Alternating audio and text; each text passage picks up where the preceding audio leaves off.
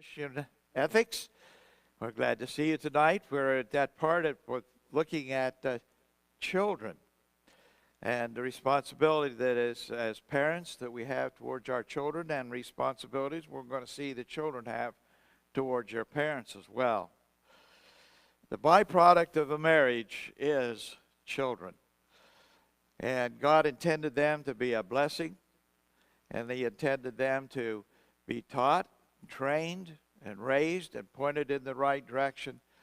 And tragically today, we're getting so far away from these things. Many children today grow up like weeds with very little positive instruction and discipline at all in their life. And that's part of the reasons we have a number of the problems that we have today, is the fact that children don't know how to be an adult. They don't know how to be a husband. They don't know how to be a wife. And they don't know how to take care of a kid when they have one. It's a real challenge today. And we're looking at these principles. Talking about discipline of children the last time that we met.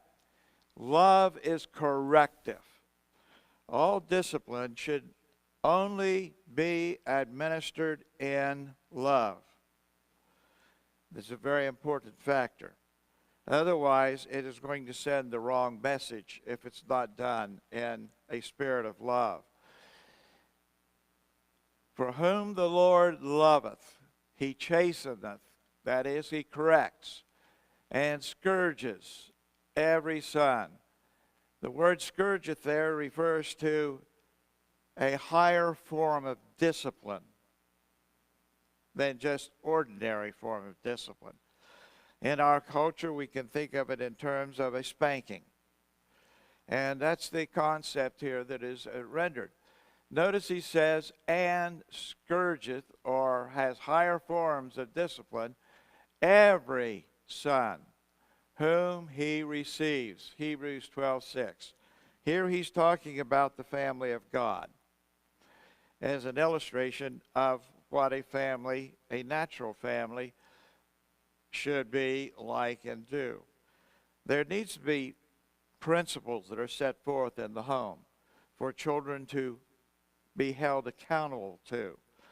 And accountability to those things that are set up as principles in the home need to be according to their maturity. And sometimes we demand more of children that are not mature enough to deal with the maturity level that we're forcing them into. And that becomes a very important thing that we need to consider. Well, he disciplines to a higher level. This whole concept is mentioned in the New Testament as well. The Apostle Paul wrote to the Corinthian church about their misbehaving, mishandling the communion service, the Lord's table, the Lord's Supper. And he said to them when he wrote them, because of your mishandling and abusing the Lord's table, some of you are weak physically. In other words, you weren't as strong or as healthy as you would have been. And then he went on to say, and then some others, they are sick, they're ill, they're infirm. So he's moving the level of discipline higher and commensurate to the level of misbehaving concerning the Lord's Supper that was going on. And then he concludes, and some of you have died prematurely because you have abused the Lord's table. It all illustrates the principle of discipline. We start off in disciplining a child at the lowest level. We talk to them. We set the principles that they are to live by and be obedient to. And we expect them to do that. when they violate those principles, we don't look the other way and say, oh, well, they're just learning. We call their attention to the fact that they have violated it and tell them not to do that again. And if they would again, do it again. We got to raise the discipline level. Take privileges away. Yeah, take privileges away. Things that they would like to do and love to do. You take them away for a period of time. And then, if they still want to be stubborn and think, well, we're going to push this and see how far mom and dad is going to go, then they may need the top of the level, a spanking. Oh, yeah. They'll get the message. And all this is to be done systematically. It is to be done in love. They're to be explained to why they're being disciplined. Just like Paul was explaining to the Corinthian church why they had experienced the discipline of God. And so these things need to be handled in that form and fashion. God loves us. Therefore, he corrects us. Again, love is corrective. God corrects all of his children. All saved people get corrected. And say, oh boy, I know a lot of people go to church. I know a lot of people that know Jesus, and they're living like the devil. And he doesn't do a single thing about it. That's because they're the children of the devil. And God doesn't correct them. He corrects his own children. Now, you and I, when we have children, and the neighbor's kid is out there running around and showing a fit and doing things he shouldn't be doing, we don't go out there and discipline that neighbor's kid, because that's the responsibility of the neighbor's kids' parents. We're responsible for our own. God is responsible to his children. He loves us. He corrects us. He disciplines us. Sometimes the discipline is nothing more than a mild rebuke. And if that does the job, then the discipline has done what it was supposed to do. Get the child of God back in line and fellowship with God as they're supposed to be. Children in the home are to be disciplined likewise in the same way. Motivated by love to bring principles of truth to their heart and life for them to grow up and live by. In the long run, it's a blessing. In the long run, it's a blessing. Children need limitation. It is natural for a child to want to see how far they can go in any direction that they're going in, whatever it is. It is the responsibility of parents judging their maturity level where that stops. And when the child decides he wants to go beyond that, then that's when discipline kicks in. And that's true of the child of God. God will not let his children live a lifestyle consistently in a state of sin. He simply will not let us do that. We can choose to do that, but he will discipline us. Likewise, we're to discipline our children. When it comes to discipline, there are three things to be considered. Parents must be firm. If it's a principle, you don't back down on principle.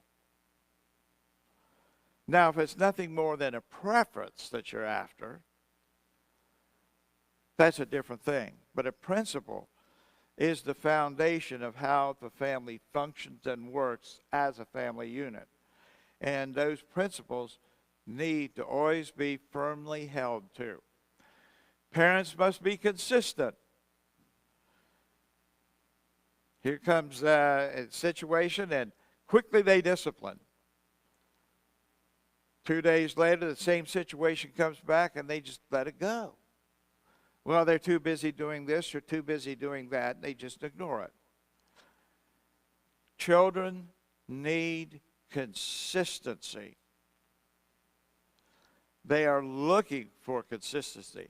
They want to know where the boundaries are. They want to know how far they can go. And sometimes you can reason with them to tell them, and sometimes they're not going to listen to that. They have a rebellious streak within them. Always remember, every child, yes, every child has an old sinful nature. And it is amazing to watch that sinful nature, even in the smallest of children. Didn't have time to do that when we were raising our kids. We were too busy just trying to raise them. And when we got our grandchildren, where we could actually sit back and look and say, well, we don't have to enter into that. That's mom and dad's responsibility. It was interesting how systematically entering into sinful things the child did. Wow. Well, my sweet little babies, they don't do that. Everybody's a sinner. Never lose sight of the fact of what the truth is. Our children are born sinners. Our children do not become sinners when they reach some sort of magical age of accountability, responsibility, or maturity. They are born from day one a sinner. They have an old nature that is in rebellion to God. They have no relationship with God at all. That's why children need to be born again. That's why they need to be brought to church. That's why parents need to teach the things of God at home. They need to go to a church where the Bible is taught consistently, and that children see that there are others that must live according to God's standards and practices and principles. So these are all very important matters that we need to keep doing in these cases. Well, now let's look at Hebrews 12:11. Hebrews 12:11 says this, now no chastening or correcting for the present, that is, at the point of where the discipline is needed, seemeth to be joyous. It's not intended to be joyous.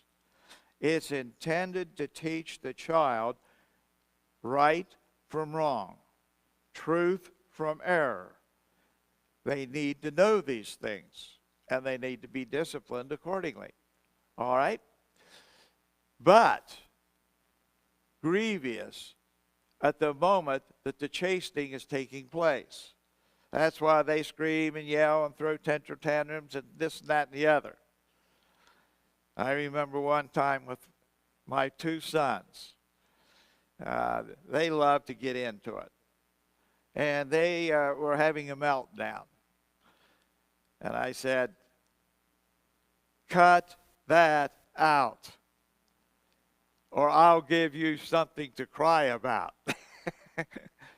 And that settled them down.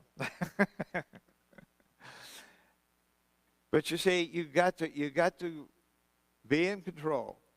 You must remember this. Moms are to be moms. Dads are to be dads. Neither mom, neither dad is a friend to their children. Big mistake. You actually lower yourself down to the same level that they're at. They will expect from you only what they want you to do, act, and be. You're the mother, you're the father, and you're to take care of your children as mom and dad. That gives a child security. They don't know and understand that at that time. But they know that they got a dad that loves them. They know that he's in charge. They know that mom loves them and that she will do what they need to have it done and take care of. And if they got a problem, they can go to either one and they feel safe and secure. And children today need to feel secure and safe more than ever before here in America. Just because they're physically getting bigger, and just because they can run electronics that we can't even, older people struggle to do, and they can just whiz through those things. That's not real life, folks. That's not real life. And that's a very important thing to realize in our teaching and training. Nevertheless, the correction is grievous at the moment. It is not joyous, but nevertheless, afterward, after the discipline has passed, it yields or brings forth peaceable fruit of righteousness unto them, the children, which are exercised in the correction, the chastening. That's what it brings. That's God's formula. That's God's plan. And it does work that way when it is carried out. Just as God chastens us in a loving way, we also are to chasten our children. Never discipline in anger, and never to harm or injure. Never. Kids know very quickly, as little toddlers, how to push your buttons. That's one of the first things they learn. And that can set you off. That can frustrate you. That can make you angry. And you lose control in that condition. You're liable to say something or do something that you should not say or you should not do. You need to remain in control at all times. You need to learn quickly that they will see a button to push that's going to get a negative rise out of you, and they enjoy doing that. And that's when you got to let the brain and the wisdom that God gives you to override, sidestep that, and get the child back under control. Very important to keep those things in mind. All right. Just as God chastens us in a loving way, we also are to chasten our children, correct them. Never discipline in anger and never to harm or injure. Very important. The purpose of discipline is to lovingly and consistently guide the growth of the child in order that he may become a mature Christian and develop an independent personality. A lot of parents make a big mistake. They give their children every single thing they want. Why? Because we love them. You have made a serious error. All you have done is teach that child they are owed anything that they want. They are worthy of anything that they want. And you and I as adults know that that's not the way the real world is. We don't get everything we want. We can't have everything we want. We can't afford everything we want. Can't do that. They need to learn that there are limitations.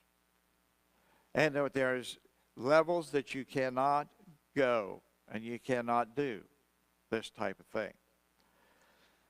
What often happens is a child that gets everything provided for them and has no discipline of responsibility at home, here's what happens.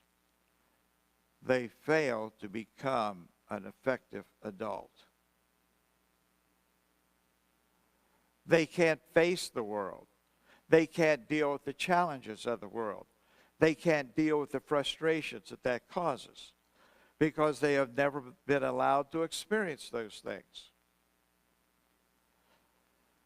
Moms should teach their sons and daughters domestic activities. Yes. Well, just do the girls that away. No. The boys that away too. Boys ought to do their own laundry when they're old enough and mature enough to do those things.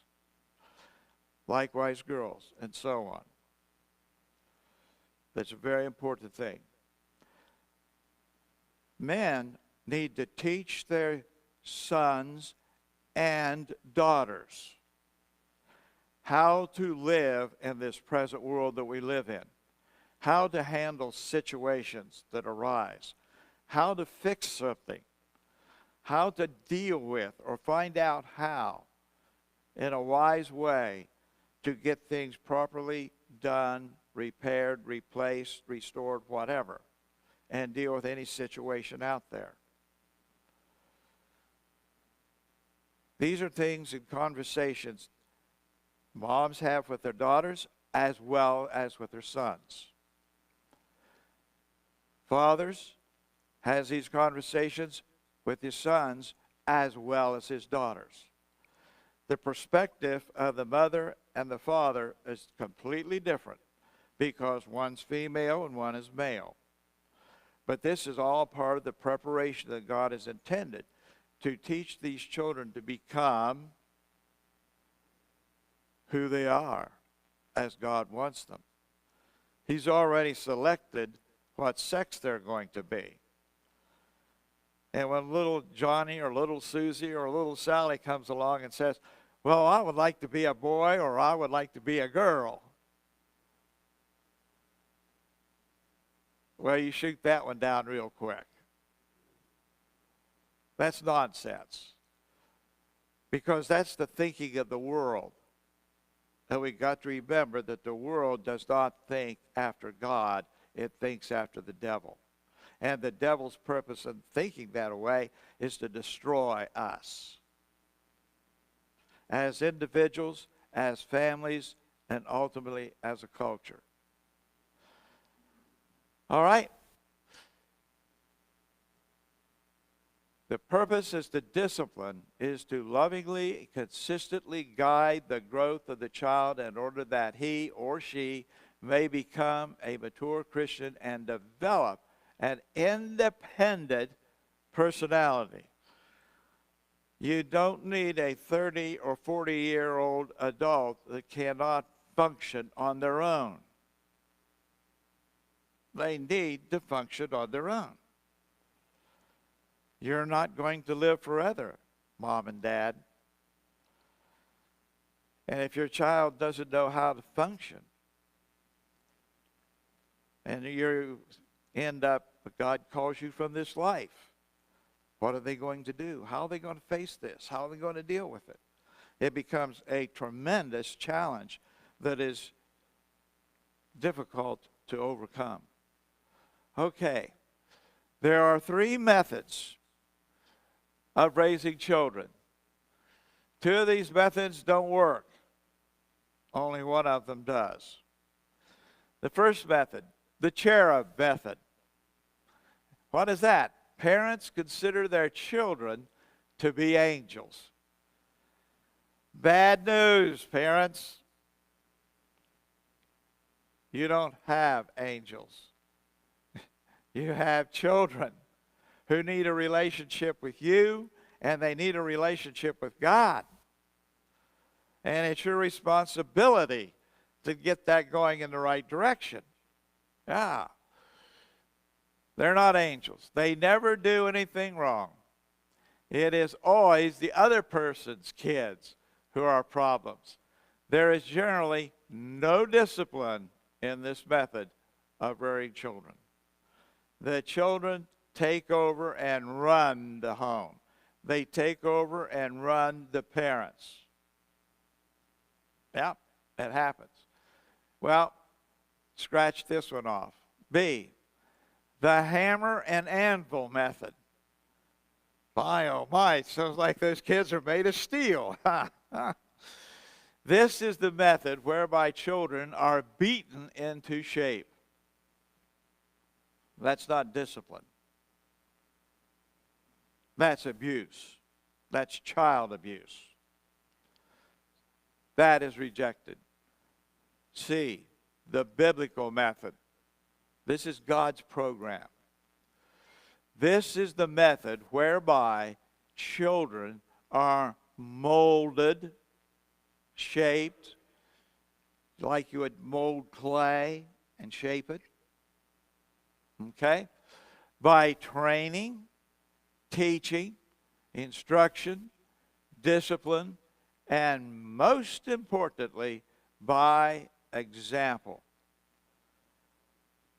A parent will never teach their child successfully anything that they themselves are not living at the level of what they're teaching. Children learn by sight. They learn by example.